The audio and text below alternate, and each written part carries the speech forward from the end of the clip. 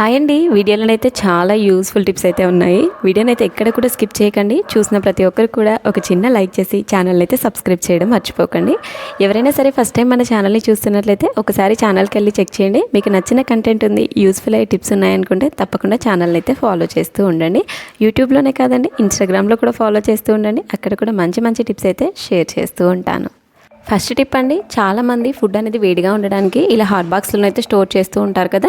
కొన్నిసార్లు మనం హాట్ బాక్స్లో స్టోర్ చేసినా సరే జస్ట్ ఒక 1 అవర్ 2 అవర్స్లోనే వేడి అనేది తగ్గిపోతుంది. మార్నింగ్ మనకి బ్రేక్ఫాస్ట్కి ఇడ్లీ దోశ అలా చేసినప్పుడు ఒక 30 మినిట్స్ 1 అవర్లో వేడి అనేది తగ్గిపోతుంది. ఒక 5 to 6 అవర్స్ వేడిగా ఉండాలి అంటే ఇలానైతే ట్రై చేయండి.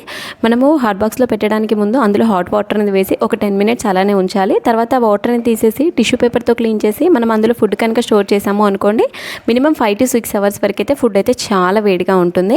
ఇలా మనం రైస్ కానీ కర్రీస్ కానీ ఏ ఫుడ్ ఐటమ్స్ పెట్టే ముందైనా సరే ఇలా చేయండి. ఫుడ్ అయితే చాలా అవర్స్ వరకు వేడిగానైతే ఉంటుంది. నెక్స్ట్ స్టెప్, సమ్మర్లో పిల్లల యూనిఫామ్స్ కానీ ఏదైనా వైట్ షర్ట్స్ కానీ వేసుకున్నప్పుడు ఆ కాలర్ అంతా మురికి అనేది పట్టేస్తుంది. ఆ చెమట వల్ల కాలర్ అనేది మొత్తం చేంజ్ అయిపోతుంది. అలా మురికి అనేది కనిపించకుండా ఉండాలి అంటే ఇలా మనము వాళ్ళు వేసుకోవడానికి ముందు ఫాన్స్ పౌడర్ అనేది అప్లై చేసి వాళ్ళు కనుక వేసుకున్నారు అనుకోండి, కాలర్ పైన మురికి అనేది ఎక్కువగా పట్టదు. ఈవెన్ పట్టినా సరే కనిపించకుండా పోతుంది. ఈవెన్ మనం వాష్ చేసినా సరే ఈజీగానైతే వదిలిపోతుంది. ఇలా చేయడం వల్ల మంచి స్మెల్ అనేది వస్తుంది. స్వెట్టింగ్ స్మెల్ అనేది రాకుండానైతే ఉంటుంది. నెక్స్ట్ టిప్, మనం ఇంట్లో రెగ్యులర్గా టీ పౌడర్ని అయితే వాడతాం కదా. మనం టీ పౌడర్ను వాడిన తర్వాత ఇలా ఎంటీ అయిన బాక్స్ని మనం వేస్ట్ అండ్ డస్ట్బిన్లో పడేస్తూ ఉంటాం. ఇప్పటి నుండి పడేయకండి, మంచిగా దాన్ని అయితే రీయూజ్ చేసుకోవచ్చు. మన కిచెన్లో ఒకవేళ మనం రెంటెడ్ హౌస్లో ఉన్నాము అనుకోండి, మనం ఎక్కువ మేకులు అయితే కొట్టలేం కదా. అలాంటప్పుడు ఇలా ఈ బాక్స్ని అయితే 2-in-1 ప్లాస్టర్తో మన గ్యాస్ స్టవ్ దగ్గర కిచెన్ కౌంటర్ టాప్ దగ్గర స్టిక్ చేసుకొని అందులో నైఫ్స్ కానీ సీజర్స్ కానీ లేదు అంటే లైటర్స్ కానీ మనకి ఏదైతే ఎమర్జెన్సీగా అవైలబుల్గా ఉండే ఐటమ్స్ ఉంటాయి కదా అవన్నీ కూడా మనం ఈ బాక్స్లో వేసి కనుక పెట్టుకున్నాము అనుకోండి, మనకి ఈజీగా దొరుకుతాయి. చూడడానికి కూడా చాలా నీట్గా ఉంటుంది. మనం కింద పెట్టి వెతుకోవాల్సిన పని లేకుండా ఇలా బాక్స్లో వేసాము అనుకోండి, చూడడానికి చాలా నీట్గా కనిపిస్తాయి. ఇలా బాక్స్ని వేస్ట్గా పడేయకుండా దీన్ని ఇలా మంచిగానైతే రీయూజ్ అయితే చేసుకోవచ్చు. ఇందులో చిన్న చిన్న స్పూన్స్ కానీ మనకి ఏదైనా ఎమర్జెన్సీగా కావాలి అన్న చెంచాలు కానీ ఏవైనా కూడా వేసి కౌంటర్ టాప్ దగ్గర గ్యాస్ స్టవ్ పక్కన అయితే పెట్టుకోవచ్చు. నెక్స్ట్ టిప్, మనము ఇంట్లో ఎప్పుడైనా సరే డీప్ ఫ్రై చేసినా ఏదైనా ఆయిల్ ఫుడ్ చేసినా సరే ఇలా ఆయిల్ కడాయిలు అయితే ఉంటాయి కదా. ఆయిల్ కడాయి అనేది మనం నార్మల్ విమ్ లిక్విడ్తో కానీ సోప్తో కానీ క్లీన్ చేసాము అనుకోండి, అంత ఈజీగానైతే జిడ్డు అనేది వదలదు. దాన్ని మళ్ళీ ఎంత క్లీన్ చేసినా సరే ఆ జిడ్డు అనేది అలానే ఉండిపోతుంది. ఇలా సింపుల్గా కనుక క్లీన్ చేశారనుకోండి, మనకి లిక్విడ్ కానీ పౌడర్ కానీ ఏది అవసరం లేదు. ఈజీగా ఆయిల్ జిడ్డు మరకలు అనేది ఈజీగా వదిలిపోతాయి. బియ్య పిండి కానీ మైదా పిండి కానీ లేదైనా ఎక్స్పైరీ ఆర్ యూస్ అయిన గోధుమ పిండి కానీ ఏదైనా పిండి ఉంటుంది కదా, ఆ పిండిని ఇందులో వేసి వీడియోలో చూపించినట్టుగా కనుక గట్టిగా రబ్ చేసాము అనుకోండి, అందులో ఉండే ఆయిల్ అంతా కూడా ఆ పిండి అనేది పీల్చేస్తుంది. సో దానివల్ల మనకి ఆయిల్ అంతా కూడా బయటకు వచ్చేస్తుంది. కాబట్టి మనం తర్వాత పౌడర్తో లిక్విడ్తో క్లీన్ చేసినా కూడా ఈజీగా వదిలిపోతుంది. ఇలా మనకి ఏంటంటే మెయిన్గా మైదా పిండితో కనుక క్లీన్ చేసాము అనుకోండి, జిడ్డు అనేది చాలా తొందరగా వదిలిపోతుంది.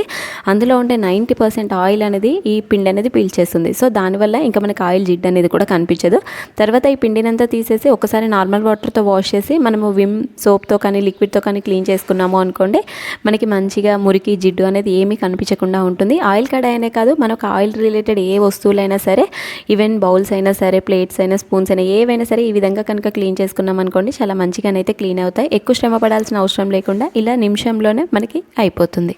నెక్స్ట్ టిప్, మనం ఎప్పుడైనా సరే బయటికి వెళ్ళినప్పుడు ఇలాంటి షాపింగ్ బ్యాగ్స్ అయితే తీసుకెళ్తూ ఉంటాం కదా. ఇలా షాపింగ్ బ్యాగ్స్ అయితే తీసుకెళ్ళినప్పుడు పెద్దగా ఉన్నాయి అనుకోండి, వాటిని పట్టుకోవడం అంత కంఫర్ట్గా ఉండదు. వాటిని చిన్నగా ఇలానైతే రీయూజ్ చేసుకోండి. ఇలా వీడియోలో చూపించినట్టుగా ఇలా మిడిల్లోకి ఫోల్డ్ చేసి దాన్ని మధ్యలోకి చిన్నగా ఫోల్డ్ చేసి ఇలా పైనకి 2 ఫోల్డింగ్స్ అనేది వేసి ఇలా ఇక్కడ మనకి చేతితో పట్టుకోవడానికి ఏదైతే హ్యాంగర్స్ లాగా ఉంటాయి కదా, వాటిని లోపటి నుండి బయటికి కనుక ఒకటి తీసాము అనుకోండి, అది మంచిగా ఫిక్స్ అయిపోతుంది. ఇలా చేయడం వల్ల చూడడానికి నీట్గా ఉంటుంది, పట్టుకోవడానికి కూడా చాలా కంఫర్ట్గానే అయితే ఉంటుంది. ఈవెన్ చిన్నపిల్లలైనా సరే దీన్ని ఈజీగా క్యారీ చేయగలుగుతారు. ఒకవేళ మనకి ఇంట్లో ఇలాంటి షాపింగ్ బ్యాగ్స్ కనుక ఎక్కువగా ఉన్నాయి అనుకోండి, వాటిని కూడా ఇలా సింపుల్గా కనుక ఫోల్డ్ చేసి పెట్టాము అనుకోండి, తక్కువ స్పేస్లో ఎక్కువ షాపింగ్ బ్యాగ్స్ అయితే పట్టడానికి వీలుగానైతే ఉంటుంది. నెక్స్ట్ టిప్, మనము పిల్లలకి స్కూల్ బ్యాగ్స్ అయితే ఇలా ఎప్పుడైనా సరే స్కూల్ బ్యాగ్స్లో మనము డైరెక్ట్గా వాళ్ళకి పెన్సిల్, ఎరేజర్, షార్ప్నర్ అన్నీ పంపిస్తూ ఉంటాం కదా. వాళ్ళు ఏంటంటే పెన్సిల్ షార్ప్ చేసి అంతా బ్యాగ్లో వేస్తుంటారు. ఇలా మంచిగా తెల్లగా ఉన్న బ్యాగును మొత్తం కాస్త నల్లగా మురికిగా జిడ్డుగా చేసేస్తూ ఉంటారు కదా. అలా నల్లగా అవ్వకుండా మురికి పట్టకుండా ఉండాలి అంటే ఇలా ఒక మనీ పర్స్ ఉంటుంది కదా, సేఫ్టీ పిన్తో ఇలా లోపల బ్యాగ్కి కనుక ఫిక్స్ చేసి వాళ్ళు ఎప్పుడైనా సరే పెన్సిల్ని షార్ప్ చేశారు అనుకోండి, ఆ డస్ట్ అంతా కూడా ఆ పర్స్లో కనుక వేశారు అనుకోండి, బ్యాగ్ అనేది నీట్గా ఉంటుంది. మెయిన్గా ఇలాంటి వైట్ బ్యాగ్స్ ఉన్నాయి అనుకోండి, పిల్లలు మొత్తం కూడా జిడ్డు అనేది పట్టేస్తుంది, బ్యాగ్ అంతా కూడా నాశనం అయిపోతుంది. సో ఇలా ఒక పర్స్ కనుక పెట్టాము అనుకోండి, మనకి ప్రతిసారి అందులో వేయాల్సిన పని లేకుండా, ప్రతిసారి బ్యాగ్ క్లీన్ చేయాల్సిన పని లేకుండా ఆ డస్ట్ అంతా అందులో ఉంటుంది కాబట్టి ఈజీగా మనం రిమూవ్ చేసుకోవడానికి కూడా వీలుగా ఉంటుంది. నెక్స్ట్ టిప్, సమ్మర్లో మనకి ఎక్కువగా వాటర్ అయితే తాగుతూ ఉంటాము. మనం లోపల ఉన్న బాటిల్స్ కూడా తీసి వాడాల్సి వస్తుంది. మనం ఎక్కువ రోజులు వాటర్ బాటిల్స్ అనేది వాడకుండా మనకి ఒక రకమైన స్మెల్ అనేది వస్తుంది.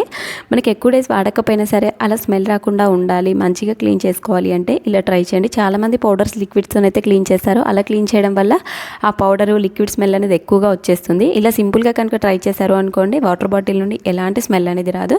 కొంచెం రా సాల్ట్ అంటే గల్లుప్పు ఉంటుంది కదా, అది ఒక చెక్క నిమ్మకాయ, అందులో కొంచెం హాట్ వాటర్ అనేది వేసి మనం గట్టిగా షేక్ చేసి కనుక క్లీన్ చేసాము అనుకోండి, అందులో ఉండే డస్ట్ స్మెల్ అంతా ఈజీగా పోతుంది. రా సాల్ట్ అనేది వేయడం వల్ల అందులో ఏదైనా డస్ట్ అనేది ఉన్నా కూడా ఈజీగా బయటకు అనేది వచ్చేస్తుంది. ఇలా స్టీల్, ప్లాస్టిక్ ఎలాంటి వాటర్ బాటిల్స్ అయినా కూడా ఇలా సింపుల్గా కనుక క్లీన్ చేసుకున్నాం అనుకోండి, ఎలాంటి స్మెల్ అనేది రాదు, మనకి తాగడానికి కూడా ఈజీగా ఉంటుంది. ఎప్పుడు క్లీన్ చేసినా సరే అందులో వాటర్ అంతా ఆరిపోయిన తర్వాతే మనం లోపల స్టోర్ చేసుకోవాలి. అలా వాటర్తో కనుక పెట్టేసాము అనుకోండి, ఒక రకమైన స్మెల్ వస్తుంది. మళ్ళీ యూస్ చేసేటప్పుడు క్లీన్ చేయాల్సి వస్తుంది. నెక్స్ట్ టిప్, మనం ఇంట్లో ఎప్పుడైనా సరే ఎగ్ బాయిల్ చేసాము అనుకోండి, ఆ గిన్నెని క్లీన్ చేయాలి అంటే అడుగు అనేది మొత్తం కూడా నల్లబడిపోతుంది. మనం స్క్రబ్బర్తో కానీ నార్మల్గా కనుక వాష్ చేసాము అనుకోండి, అన్ని గీతలు పడతాయి తప్ప అందులో ఉండే నల్లదనం అయితే వదిలిపోదు. ఇలా సింపుల్గా కనుక ట్రై చేశారు అనుకోండి, అడుగు గిన్నె అంతా కూడా ఈజీగా తెల్లబడిపోతుంది. మనం ఇంట్లో సిల్వర్ ఫాయిల్ ఉంటుంది కదా, ఆ సిల్వర్ ఫాయిల్ కవర్ అలాగే కొన్ని వాటర్ అనేది వేసి వీడియోలో చూపించినట్టుగా మనం గట్టిగా రబ్ చేసి ఒక 2 minutes పాటు కనుక రబ్ చేసాము అనుకోండి, అందులో ఉండే నల్లదనం అంతా కూడా ఈజీగా బయటకు అనేది వచ్చేస్తుంది. మనం స్క్రబ్బర్తో క్లీన్ చేయాల్సిన పని లేకుండా సింపుల్గా ఇలా సిల్వర్ ఫాయిల్తోనే ఈజీగానైతే క్లీన్ చేసుకోవచ్చు. ఇదే విధంగా మనము సిల్వర్ ఐటమ్స్ కూడా ఏదైనా క్లీన్ చేసుకోవాలి అనుకుంటే మనము అది బాయిల్ చేసేటప్పుడు అందులో కొంచెం ఇలా సిల్వర్ ఫాయిల్ కవర్స్ అనేది వేసి కనుక బాయిల్ చేసాము అనుకోండి, సిల్వర్ అనేది చాలా మంచిగానైతే క్లీన్ అయిపోతుంది. ఈ సిల్వర్ ఫాయిల్ అనేది కొంచెం గరుకుగా ఉంటుంది కాబట్టి అందులో ఉండే నల్లదనం అంతా ఈజీగా బయటకు అనేది వచ్చేస్తుంది. ఇలా క్లీన్ చేసిన తర్వాత అందులో ఉండే నల్లదనం అంతా కూడా ఈ వాటర్లోకి వచ్చేస్తుంది. మీకు వీడియోలో కనిపిస్తుంది కదా, అందులో ఉండే నల్లదనం అంతా కూడా ఈజీగా వదిలిపోతుంది. తర్వాత మనం ఒక నార్మల్ వాటర్తో కనుక వాష్ చేసి క్లీన్ చేసాము అనుకోండి, గిన్నె అనేది ఎలాంటి గీతలు లేకుండా చాలా మంచిగానైతే క్లీన్ అయిపోతుంది. ఎప్పుడైనా సరే ఎగ్స్ బాయిల్ చేసేటప్పుడు ఇలా గిన్నె నల్లబడకుండా ఉండాలి అంటే వాటర్లోనే కొంచెం సాల్ట్, లెమన్ అలాగే కొంచెం ఆయిల్ కనుక వేసి పెట్టాము అనుకోండి, గిన్నె అనేది నల్లబడకుండా ఉంటుంది. మళ్ళీ మనం ఇంత శ్రమపడి క్లీన్ చేయాల్సిన పని లేకుండా మనం ఈజీగానైతే అయిపోతుంది. ఎప్పుడైనా సరే బాయిల్ చేసేటప్పుడు తప్పకుండా ఈ టిప్స్ అయితే ఫాలో అవ్వండి. మనం ప్రతిసారి ఇలా క్లీన్ చేయాల్సిన పని లేకుండా మనకి గిన్నెలు అనేది కూడా చాలా నీట్గానైతే ఉంటాయి. మనకి రాతండి, ఇత్తడి ఎలాంటి గిన్నెలైనా సరే ఎక్కువగా నల్లగా ఉన్నాయి, ఈవెన్ మనం ఇందులో హాట్ వాటర్ పెట్టినా సరే గిన్నె అడుగనేది నల్లబడిపోతుంది. అప్పుడు కూడా ఇలా సింపుల్గానైతే ట్రై చేయండి, మంచిగా క్లీన్ అయిపోతుంది. నెక్స్ట్ టిప్, మనం బెండకాయలు కర్రీ చేసేటప్పుడు బెండకాయలని కట్ చేయడం అనేది అంత ఈజీ టాస్క్ కాదు, చాలా టైం టేకింగ్ అని. అలా మనం 2 kg బెండకాయలైనా సింపుల్గా జస్ట్ ఒక 5-10 minutesలోనే కట్ చేయాలి అంటే ఇలా సింపుల్ టిప్ అయితే ట్రై చేయండి. ఇలా బెండకాయల్ని మనం ముందు రోజే నైట్ కడిగి ఆరబెట్టుకోవాలి. తర్వాత ఇలా మనం అన్నీ కూడా ఒక దగ్గరలో పెట్టుకొని 6 to 7 అనే బెండకాయల్ని తీసుకొని దానికి use and throw cash rubber ఉంటుంది కదా, ఆ రబ్బర్ అనేది వేసి మనం ఇలా గట్టిగా పట్టుకొని మనం ఒకేసారి నైఫ్తో కనుక కట్ చేసాము అనుకోండి, మనకి ఈజీగా బెండకాయలు అనేది కట్ చేసుకోవచ్చు. ఇలా ఎన్ని కేజీల బెండకాయలు అయినా సరే నిమిషాల్లోనైతే కట్ అవుతాయి. మనకి బెండకాయ కట్ చేసేటప్పుడు అందులో నుండి జిగురు అనేది ఎక్కువగా బయటకు అనేది వచ్చేస్తుంది. సో దానివల్ల అంటుకొని మనకి సరిగ్గా క్లీన్ చేయడానికి కట్ చేయడానికి రాదు.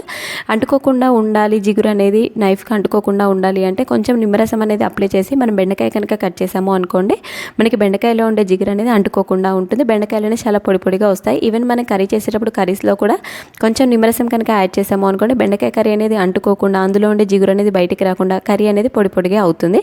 ఒకవేళ నిమ్మకాయ రసం ఇష్టం లేని వాళ్ళు కొంచెం బియ్యం పిండి అయినా చల్లుకొని కర్రీ కనుక చేసుకున్నారనుకోండి, కర్రీ అనేది చాలా పొడి పొడిగా ఉంటుంది, టేస్ట్ అనేది కూడా చాలా బాగుంటుంది. ఇలా చేయడం వల్ల మన టైం అనేది సేవ్ అవుతుంది. మనకి ఎన్ని కేజీల బెండకాయలైనా సరే నిమిషాల్లో కూడా కట్ చేసుకోవచ్చు. నెక్స్ట్ టిప్, ఎప్పుడైనా సరే మన ఇంట్లో బూస్ట్ కానీ హార్లిక్స్ కానీ ఇలా చిన్న ప్యాకెట్స్ కానీ పెద్ద బాక్సెస్ కానీ తెచ్చుకున్నప్పుడు వన్స్ ఓపెన్ చేసిన తర్వాత అంతా ఒకేసారి వాడలేం కదా, అలా అని మనం పక్కన పెట్టేసాము అనుకోండి, అందులోకి గాలిపోయి మొత్తం కూడా గట్టి పడిపోతుంది. మళ్ళీ మనం తిరిగి అనేది యూస్ చేసుకోలేం కదా.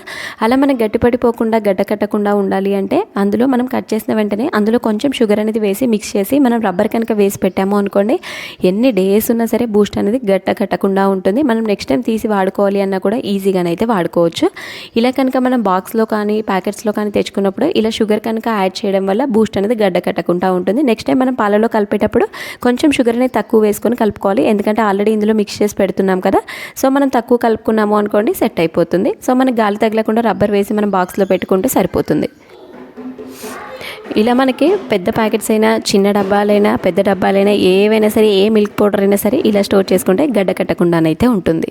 నెక్స్ట్ టిప్, చాలామందికి రెగ్యులర్గా చపాతీ తినే అలవాటు ఉంటుంది. మనం చపాతీ చేసేటప్పుడు చాలామంది ఇలా పిండిని గిన్నెలో కానీ ప్లేట్లో కానీ తీసుకొని మనం ఇలా ఇందులో డిప్ చేస్తూ మనకి చపాతీ కానీ పూరి కానీ చేస్తూ ఉంటారు. ఇలా మనం తడి పిండి అనేది డిప్ చేయడం వల్ల ఆ పొడి పిండి అంతా కూడా వేస్ట్ అయిపోతుంది. వన్స్ అది వాడుకున్న తర్వాత డబ్బాలో వేసాము అనుకోండి, ఆ తడి పిండి అనేది ఉండడం వల్ల రిమైనింగ్ పిండి అంతా కూడా పురుగు అనేది వచ్చేస్తుంది. మనకి పిండి అనేది వేస్ట్ అవ్వకుండా ఉండాలి అంటే ఇలా హోల్స్ ఉన్న ఒక బాక్స్ తీసుకోవాలి.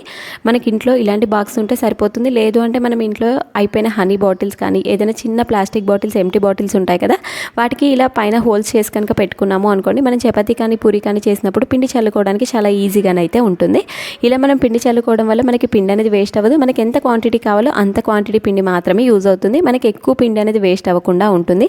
ఇలా పిండి చల్లుకునేటప్పుడు కొన్నిసార్లు మనం ఎప్పుడైనా సరే కౌంటర్ టాప్ పైన కానీ గ్యాస్ స్టవ్ దగ్గర కానీ పెట్టి చపాతీ చేస్తూ ఉంటాం కదా, సో ఆ ప్లేస్ అంతా కూడా పిండి అనేది పడుతుంది. సో మళ్ళీ క్లీన్ చేయాల్సి వస్తుంది.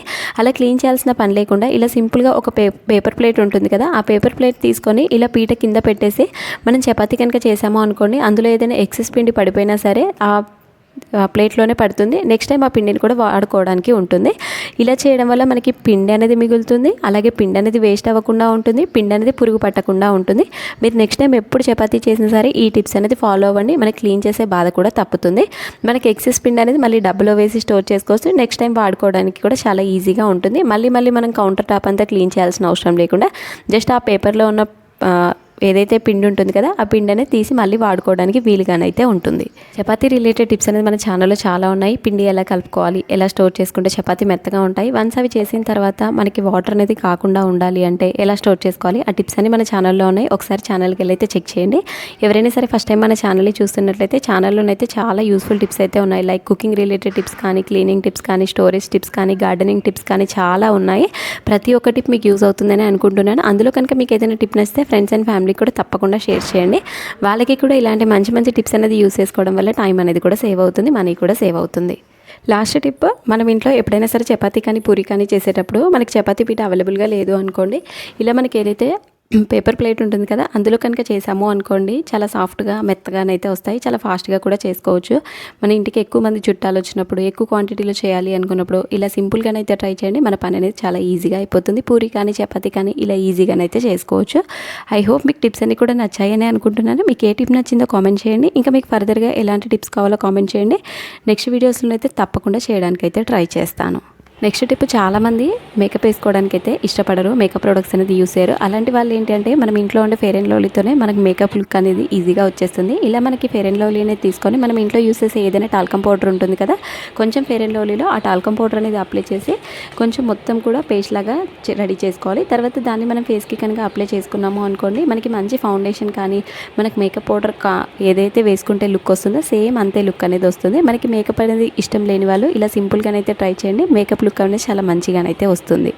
ఇలాంటి టిప్స్ అనేది మన ఛానల్లో చాలా ఉన్నాయి. ఒకసారి ఛానల్కి వెళ్ళి అయితే చెక్ చేయండి. వీడియో చూసిన ప్రతి ఒక్కరు కూడా లైక్ చేసి ఛానల్ని అయితే సబ్స్క్రైబ్ చేయడం మర్చిపోకండి.